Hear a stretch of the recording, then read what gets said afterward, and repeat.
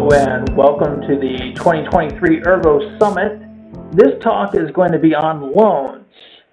It's going to be on discussion of traditional banking models, its limits and alternatives, and particularly on the cryptocurrency space, how loans work, and the lending platforms that are available on Ergo. I'm Cafe Bedouin, as I'm known within the Ergo community, so you know who's given this little talk. And let's start with a basic model of banking. It's not exactly how banking works, but it's a way to think about it. So with banking, you've got three actors. You have depositors, and depositors are primarily interested in mitigating the effects of inflation. They want to be able to have a little bit more money back than what they would deposit with the bank. There's the other end of the spectrum, which is the borrower, which typically wants to either use some asset that they have to get money, or they want to buy something to get a larger asset that they don't have the money to purchase outright themselves. And in between those two people sits the bank, and they profit by working the differences between the percentages between what they pay the depositor and what they pay the borrower. So their incentives are to pay the depositor as little as possible. And on the other end, they're incentivized to charge borrowers as much as the market will bear. And there's a balancing act to be made, because banks, the fundamental problem that banks need to deal with is you don't want to be in a position, which a lot of banks are in now, where you have long-term loans. So if you loan money for someone to buy a house a couple of years ago, and you are only charging 3% for that loan, and then the market changes such that, like right now, you have an inflation rate of 5%. So depositors might decide to say, hey, in order to have my deposits, it should be 4%. And then you're in a position where you're paying more for the deposits than you're getting from the loans. And for a bank, that's a great way to get into bankruptcy. And so this kind of drives some concerns for banks for their incentives. The main concern, main concern for bank is they have to have liquidity to address that situation should it come up. They need to be able to give depositors back their money, and they need to be covering this the interest rate differential, and that means you need to have cash on hand in case that comes up, as we've seen. And sometimes banks get caught out, as happened with some bank failures that have happened recently. And as part of that, one of the things that you need to be concerned about is this issue of collateral. When you look up here, it says, oh, well, hey, if I have collateral that's worth twice as much as the loan that I'm coming out, then we're good, right? In the case of the bank, the answer to that is no, actually not. The reason why they give loans to people is based on their credit worthiness, their income tax, their net worth. They're really interested in the individual, and they're making a call about whether or not they want to make a loan to an individual. But the collateral is there to backstop them, to make sure that if they don't get paid, that they have something to go after. But the last thing that a bank wants to do is be able to, take possession of a house and then have to sell it. And if that situation comes up, it's not just going to be one house; it might be 100 houses. And are they going to suddenly sell that into a market? And it's a way to lose a lot of money. And so banks ideally want to be in a situation where they're never collecting collateral. They would much rather just get paid, and which is why they have this underwriting process that focuses on the individual. And of course, that has implications too, that a bank can then only serve people with extensive credit history, with significant reserves, that have a large income, and so forth and so on. And it means that places like Africa or rural communities and so forth and so on don't get banking services, because it's not profitable for a bank to provide them. And we can think about the costs of the bank lending setup. They have operational costs. They have a bank. So if it's a rural community, is it profitable to set up this bank if you're not able to make the kinds of loans that make the bank money? And then the underwriting costs. Do the people there have the resources and the incomes and so forth that would be high enough that you'd want to extend a loan to them? And then there's the issue of borrower default risk. Will situations change such that they'll lose their job or something happen where you won't be able to pay the loan, and then the bank will then have to go after the collateral, assuming there is any.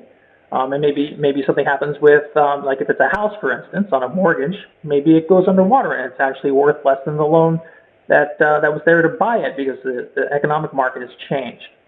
And then of course we get back to that issue of financing costs, which is paying depositors interest. And if the environment changes like it has recently, you're going to have to pay higher interest rates for depositors, or otherwise they're going to go someplace else, and you're not going to be able to run your business as a bank. So, this is kind of like a framework of saying like, there's a lot of costs involved with running a bank, and there's limits in what a bank can actually do for parts of the world. The banking model will not work for a lot of the areas of the world. The infrastructure is not there. So what other kinds of models are out there? One of them is pawn shop lending. And it looks the same. You eliminate the depositors, but there is a major difference in a pawn shop in that a pawn shop really does want the collateral. It's not about like whether the borrower can pay. They don't care about the borrower. The borrower could be anyone. The only thing that a pawn shop typically worries about with a borrower is, did they steal something? Are they trying to sell me stolen goods, and am I going to get in some kind of problem with authorities about it? And if they don't have that problem, then it doesn't really matter who the borrower is. The main issue is what's the collateral, and then how much money am I going to offer as a loan based on this collateral? It's an over-collateralized loan is what the pawn shop is offering. And so they don't have to worry about a lot of these issues that banks do. So if you think about the same thing as the same setup as a bank, what are their costs? Well, they have operational costs. They have a store that they have to run where people can come and buy the things that have been pawned. And they have financing costs. So people will come in and they have to figure out like, well, who are we going to lend money to because we have a limited pool of financing that we have, and what kinds of things do we want to take as collateral and have in our store, and are we going to get our money back doesn't factor in as much because they have the item and they can always sell that item for more than the loan. And then this is a good setup for cryptocurrency because it's you can take the issue that like the pawn shop brings and really eliminates these underwriting costs and some of these other problems and reduces them even further. I mean, your operational costs for cryptocurrency, you already have the blockchain itself, which exists out there as infrastructure that you can tap into. So really, the only thing you need to do if you're going to create a lending platform is the smart contracts that live on that cryptocurrency, and a website that connects to it that enables people to connect their wallets and to do some activity with it. The other interesting thing about cryptocurrency lending is that you're not restricted in the case like if you're at a pawn shop, it's only like what's in the cash drawer. That's what we can offer people in terms of loans. But with cryptocurrency, you actually have a global base of depositors. I mean, even banks don't have that. You have this large base of people, and you can handle any level of transaction. So it doesn't matter to you if it's only $1. It doesn't matter to you if it's millions of dollars. It's all just a transaction on a blockchain. It's just numbers, and so you can handle. Obviously there's some limits in terms of how many transactions per second and some of the capabilities of the blockchain itself. But it does change the framework of what's possible in a way that a bank tends to be local and be governed by rules from a particular state and kind of economic situation. Where cryptocurrency is a true global kind of financial platform that hasn't existed before, and there's a lot of ways that it will drive down costs, create access for people that currently don't have access to financial services. And so there's a real opportunity here for cryptocurrency to do something that that hasn't existed before and that could benefit many people. Okay, so this is straight from the EXLE site. It talks about the Ergo Manifesto, which the focus there is on the fact that a blockchain allows anyone, any business size, any location, any kind of environment, to conduct some kind of economic transaction. It doesn't really, it is not set up to limit you based on your geography or based on some kind of arbitrary requirements. It's an open platform. So, and this has implications for, it's available because it's something people access via their cell phones or on their computers. The loan cost is low because it's smart contracts.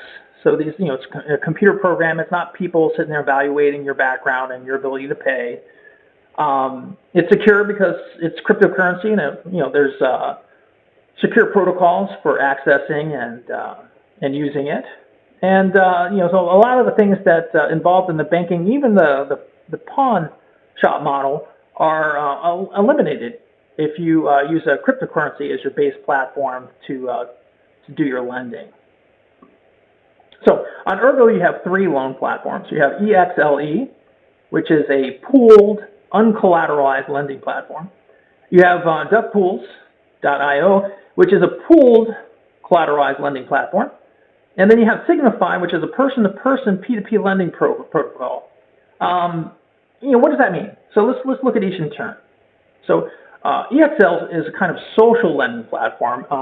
Probably the closest thing that we have to that that exists in traditional finance would be Kiva, which is microfinance where people are responsible for the community, and so the collateral is basically their social credit or their standing within the community, and so they, that's how you're not there with a lot of money that you can sit there and say, well, I'm gonna go and give you my animal or my deed to my house or whatever. It's just people say, okay, we know that person, they're trustworthy, and we're going to extend them some money, and it's all tracked on the smart contract, so on the blockchain, so you know who has borrowed what and what the repayments have been, and so forth and so on. And so it's a whole different model where there's no collateral. The collateral is your standing in the community. And in the case of this kind of lending, it would be important because if you let's say that you're a depositor and you'd put in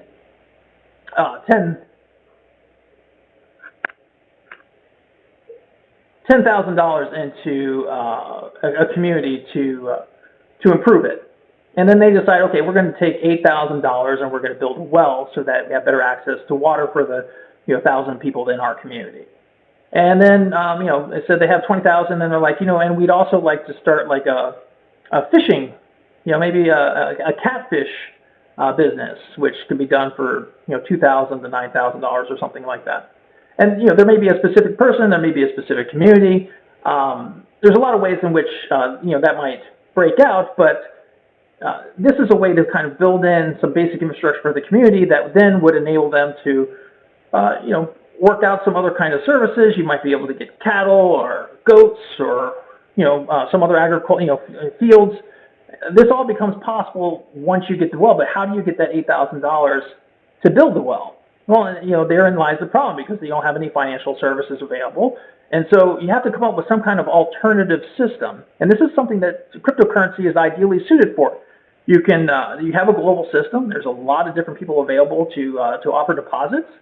But in this case, there's no return for the depositor. So, it's going to require building up the infrastructure, not only for these communities, but for also this lending platform, so that it can be a viable source for depositors to make the initial, initially it's more of a charitable setup, but if you get economies of scale such that, these folks in these communities can borrow and get it at a better rate than they would from money lenders locally, then you would have a viable business model that would drive down prices for these communities, and then they would be able to create the infrastructure to get a better standard of living for themselves.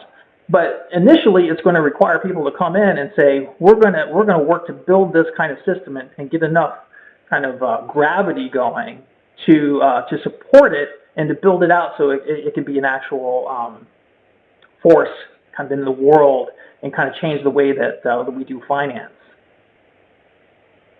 Duckpools is a little different. Duckpools is geared toward the kind of traditional model. It eliminates the banking component and puts a smart contract there. And the value of this really comes down to a couple things. You're putting it into a pool, so you're sharing the risk. And then the risk of each pool is going to be dependent on what kind of collateral they accept. So, if you're there with a collateral that accepts SIG RSV, for instance, which is a leveraged position against Ergo, you run the risk of if Ergo doesn't do well, you'll get less returns. You may even get negative returns.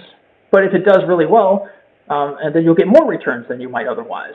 But because you're in a pool, by definition, the pool is not going to be used all the time. It's not going to be maximally used. So there's some capital inefficiency of putting it into a pool, but you're also sharing the risk. And so there's some advantages to that. And then one way to think about it is, this looks very much like a bank, except you're substituting the smart contract pool. But the way Duck Pools has their setup is it's kind of the better metaphor might be a mutual fund. So the pools themselves act as kind of like a different kind of focus, what kinds of collateral they would accept. And then once you make a deposit, you'll be giving a token that represents what your deposit in the pool, and those tokens themselves can be traded. So it's much more liquid. It's kind of like, if you bought mutual fund shares, you can go ahead and sell those shares. You don't have to cash them into cash and then do something else with them. So this is a little bit more complicated than a bank, more of a kind of a financial product, but also like a bank, you have limits on your capital efficiency and limits on your risk. And the risk is largely dependent on what kind of collateral is set up when the smart contract is developed and what it decides to take as collateral. But a different model, certainly one that cuts out the middleman of the banker, and it certainly helps leverage the technology of the blockchain to provide lending both to the borrower so that they can do whatever it is that they want to do, and the depositor can get a return that can mitigate some of the effects of inflation. And finally, this is how Duck Pools kind of thinks of their own setup. They have a pool contract. It shows that the borrower puts something in the collateral contract, and depending upon whether they repay the loan, they either get their collateral back or their collateral is liquidated and put in, close out the loan, and then pays into the pool contract. So this is straight from their white paper on how their contracts are constructed. And then we've got Signify person-to-person lending. And this is straight, basically, a smart contract sits between the lender and the borrower. It's a single person. It's not a pool of people, so that by virtue of that, there's a lot more risk. But not that much risk because of the fact that it's defined by what kind of collateral that you accept, because you're the one making the decision whether or not to lend money for a particular loan request. And the other thing that's interesting about Signify P2P lending is it's initiated by the borrower. The borrower sets the terms for the contract. Another important aspect of it is that there is no auto liquidation. So basically, it's for the term of the contract, and then if it is not paid back within the term of the contract, once it gets past the end date, if it's not repaid, then the lender can take the collateral and the contract closes out that way. Otherwise, if before the contract ends, the borrower repays the head amount for the loan, and then they get the collateral back, and the loan closes out that way. So, but the really important detail here is that there's no auto liquidations that happen ever. Once it gets past the time, the lender has to come in and collect that collateral and claim it. And in the meantime, there's no case where the borrower has to worry about, hey, I put that collateral in there and it's dropped for a certain, dropped down to a certain level, and now I'm going to be liquidated and I'm stuck. This doesn't work that way, and it's an important innovation or detail because a lot of places do have these auto liquidation features, and it's kind of not a desirable quality when you're a borrower of funds. You want to be able to claim your collateral later on, irrespective of what the market does. And then, so this is what the website looks like. As you can see, there's significant differences in different terms of loan or how long they are. You got 24-month loan, a 12-month loan, how much collateral is offered, how much interest is offered. Each one of these comes with a different profile depending on what you're interested in as a lender. And this is someone putting together, making a borrowing request and fulfilling the loan. All you have to do is click on the lend. As you can see from the image here, you click on the lend. Nautilus will launch you for you to sign the transaction, and then the loan goes through. From the right there, you can see at the top that once the loan goes through, it will be on a dashboard. There's a debit section if you've asked for a loan, and then there's another section there for people who have made loans. And you just go there and you can figure out how much time is left on the loans and see the situation as it currently is. If you want to put in a loan, it's simply a matter of, you can see there's the new loan request there on the right-hand side. You click that, and then this thing will come up, and you can plug in the amounts, what assets you're looking for, what term, how long is it going to be, the interest that you're willing to pay, and then you just add collateral using Nautilus about what's in your wallet. And you hit confirm, and that puts the initial kind of open order into the marketplace that lenders can look at and decide whether or not they want to fund or not. So it's a very straightforward process, borrower-driven. There's no liquidation of collateral. The only time liquidation happens is if you do not fulfill the terms of the loan request that you're the one that put together. So a very fair system, and as you can see from this picture, there's a UI fee of 0.01 ERG, and there's a minor fee of 0.0022 ERG.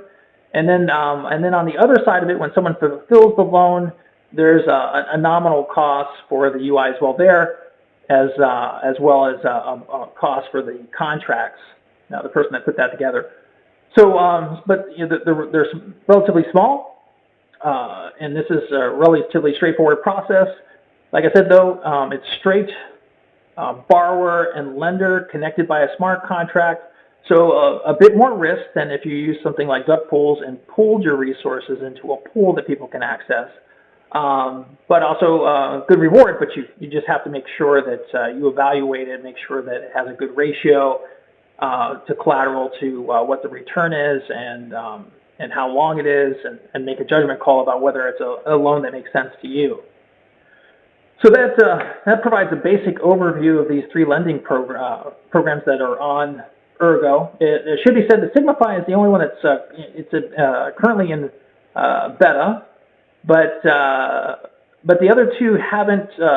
One of them is being tested, I believe. The EXLE is being tested in the community in Kenya, and duck pools, I believe, are having their contracts reviewed, but it's currently not available for use at the site, but it should be coming up here within a few months. So worth noting, but